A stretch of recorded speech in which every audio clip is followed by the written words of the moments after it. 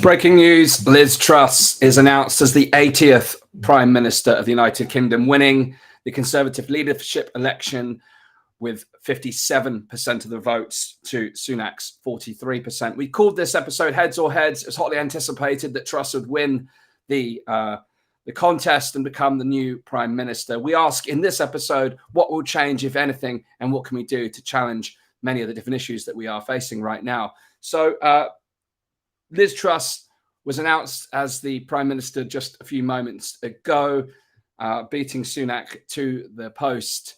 And she joins at a time where United Kingdom is facing some obscene challenges when it comes to the cost of living crisis, the NHS backlog, a broken education system, the British pound hitting the lowest level in over 20 years this morning. So the economy is struggling. People are struggling to meet ends meet. And will the new politicians that form part of her cabinet have a plan to tackle these big issues? Many people are hopeful within the Conservative Party, at least, that there will be change. But I think the broader public are quite keenly aware that not only does the new Prime Minister, have challenges on her hands, but there's an expectation that nothing will really change. Trust in politics is its all-time low. That hasn't been helped by the leadership election process, with all kinds of litigation now put forth. So Graham Brady described it as a free and fair ballot. But when you have people registering for the leadership election with the names of their dogs and the former Prime Minister, then how free and fair was that leadership election? But nonetheless, putting that aside, enormity of a challenge on her hands, and the public are awaiting the next steps. So Liz said that she's going to campaign. She campaigned as a Conservative and will govern as a Conservative. No one really knows what that means anymore, because the Conservatives haven't really governed as Conservatives for any period of time. And I make this as a neutral observer. I'm not coming at this as a Labour critique. I'm simply observing how the Conservative Party has operated in the last couple of years, with many Conservative governments around the world acting more like left-wing parties over the last couple of years, suppressing freedom of speech, suppressing liberties and freedoms. So time will tell what that means. She talks about delivering on a bold plan, but no one really knows what that bold plan is just yet. She talks about cutting taxes and growing the economy. Well, her predecessor have spent billions from the money, the Conservative money tree, the Bank of England money tree, the last couple of years, with ludicrous policies trying to attempt to curb COVID-19. And now with the cost of living crisis, the big question is, any measures that are undertaken by the government, who will pay? Now, of course, Labour are pushing for windfall tax on the energy companies to pay for any price freezes. And of course, those price freezes may have already come too late, with bills reaching astronomical levels, businesses going out of business, and people going into poverty at record levels. So even if there is an energy freeze, it's probably too little too late, but preventing it from going any further is certainly going to be a key aim.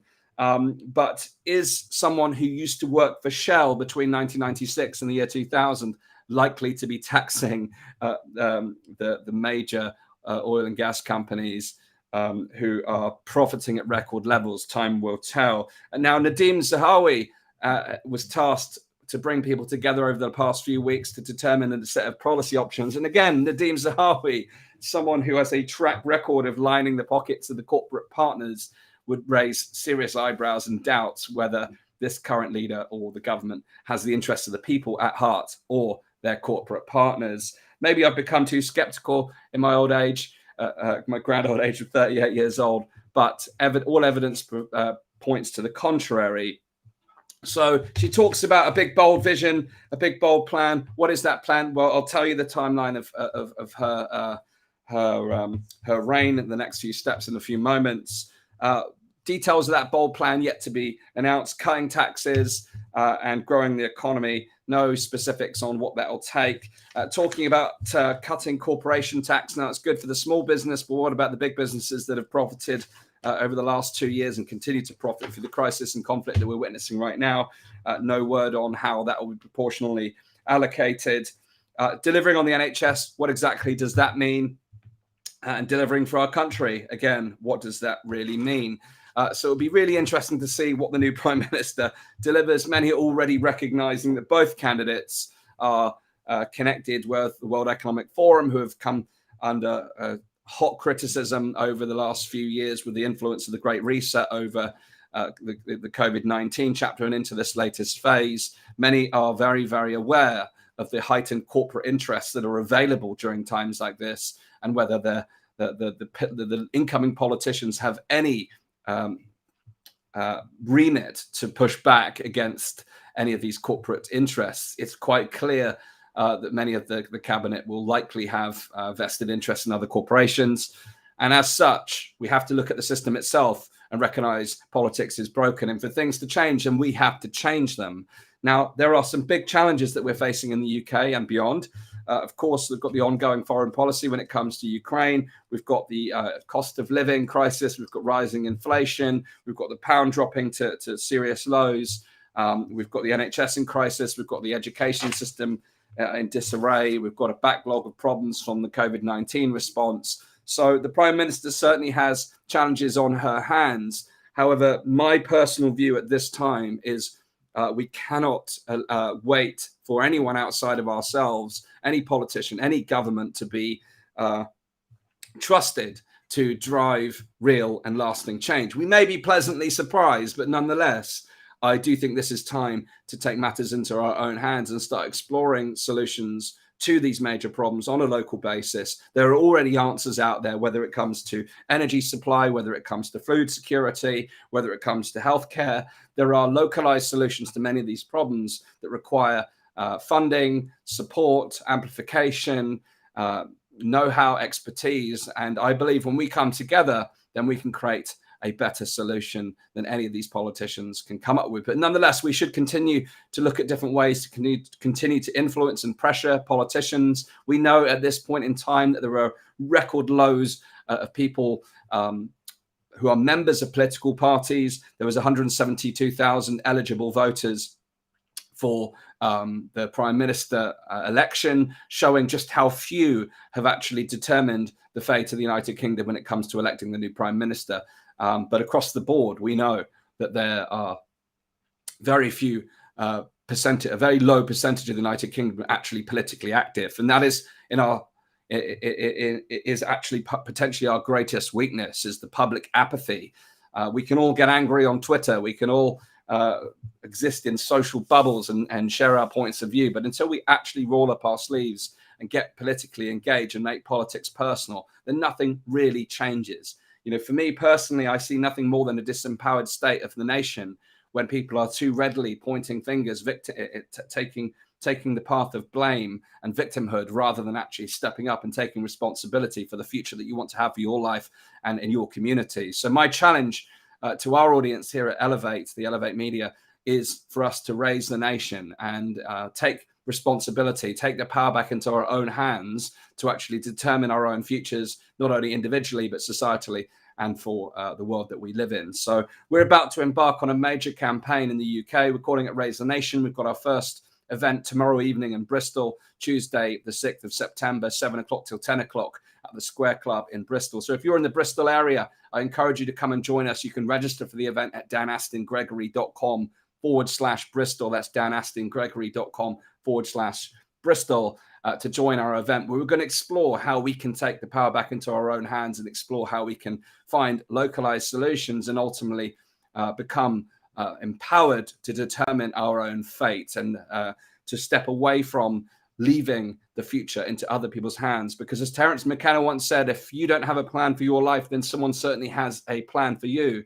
And at this moment in time, many people living without a plan for their own lives, let alone for lives within their community. Now, that's a big question, a big task to take on, taking responsibility for not only your own life, but contributing to the world around you. But that's the reality. Is we can all point fingers and say that the organizations like the World Economic Forum dominate the world. Well, if you give up your own power and don't take action yourself, what can you expect?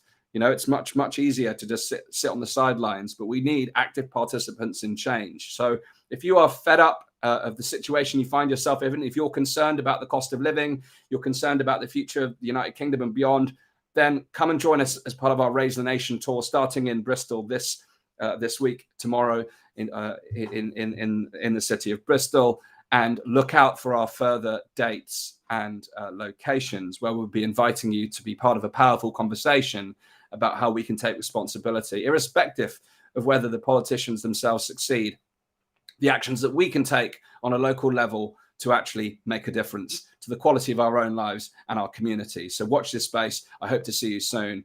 More to come on the analysis of the political situation as it unfolds. I mentioned I'll share the timeline with you in terms of what's happening next. Well, here's the brief timetable for what's coming. Obviously, the announcement has been made today about the new Prime Minister. Boris Johnson's last day in office will be tomorrow, around 8:30 tomorrow morning. He's going to deliver a farewell speech from Downing Street. He'll then make his way to see the Queen. The Queen will meet the new Tory leader, appoint them the new Prime Minister, and then Truss will fly back to London to give her first speech outside Number 10 at around 4 p.m. tomorrow, where perhaps more indication of what that bold plan may be will be revealed. It's then expected that her new cabinet will be formed over the course of the next few hours.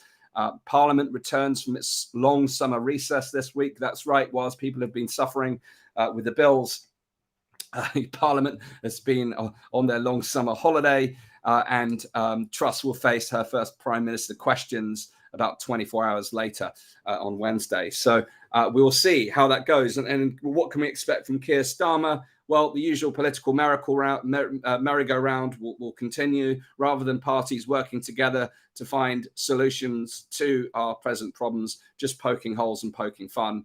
Unfortunately, the political merry-go-round does not really serve the interests of the people. Later on this week, Liz Truss has indicated that she will give specific detail around how she will challenge deal with the rising energy bills. Time will tell what those initiatives will be. As I mentioned, it's expected that she may freeze future price cap increases, but is it too little, too late? We will see. Will Boris Johnson make a late comeback? There are a backbench group of rebels who are pitching for Boris to come back with a potential leadership contest again later this year. I think most of us are done with the merry-go-round and want to move forward. And again, indicating if such an activity happens, then we really must take actions into our own hands in order to determine a brighter future, a brighter tomorrow. So I hope to see you at one of our Raise the Nation events. Join us tomorrow if you're in the Bristol area from 7 p.m. at the Square Club in Bristol. You can join us online at danastingregory.com/Bristol to get your tickets. Again, further analysis to follow. I'll be asking you for your input, your feedback, your reflections on what's happening in the world right now, and sharing the voice of the people. Thanks again for tuning in. My name is Dan Astin-Gregory. This is the Elevate podcast. I'll see you again very soon on the show.